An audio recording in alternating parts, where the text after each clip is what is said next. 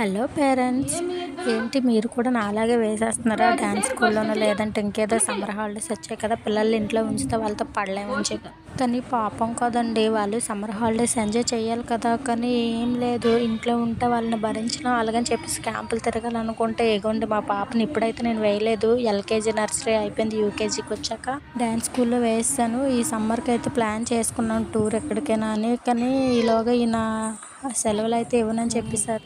ఇప్పుడు కానీ సెలవులు తీసుకుని క్యాంపులు తిరిగామంటే నెక్స్ట్ సెకండ్ బ్యాచ్లో వేసేస్తానని చెప్పారు. ఇప్పుడు అయితే ప్రోగ్రామ్స్కి వెళ్తుందనమాట.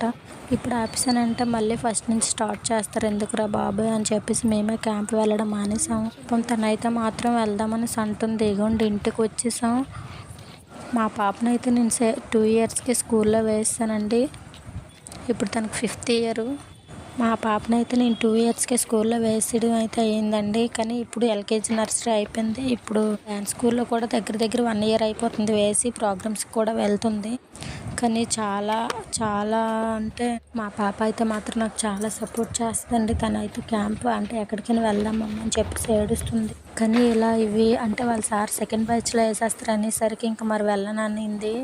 మరి వద్దులే మమ్మీ, ఇంకెందుకు, మళ్ళీ సెకండ్ బ్యాచ్ అంటే ఫస్ట్ నుంచి నేర్పిస్తారు, మరి వద్దు మమ్మీ అని చెప్పేసి ఉండిపోయింది. ఆ సైకిల్ అయితే మా పాపదని.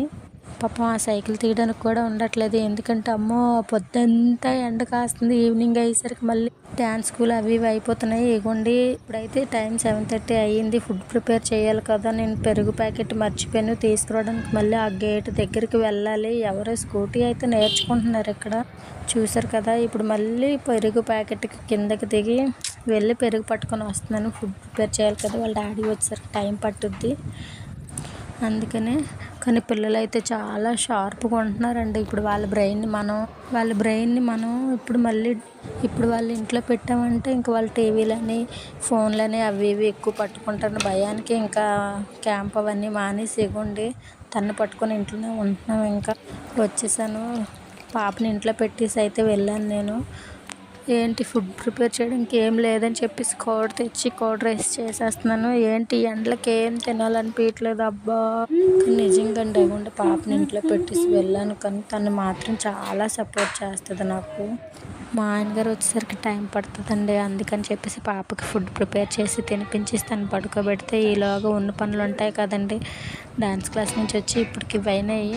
మళ్ళీ పొద్దున్న క్లాస్ ఉంది, అందుకని చెప్పేసి త్వరగా తినబెట్టేసి పడుకోబెట్టేయాలని చెప్పేసి. పాపం అండి, తను మాత్రం నాకు చాలా సపోర్ట్ చేస్తుంది. కర్డ్ రైస్ కదా, అందుకే అమ్మో ఈ ఎండలకి ఇదే బెటర్ నిజంగా నన్ను అడిగితే మాత్రం. Thank you so much watch the video. Thank you.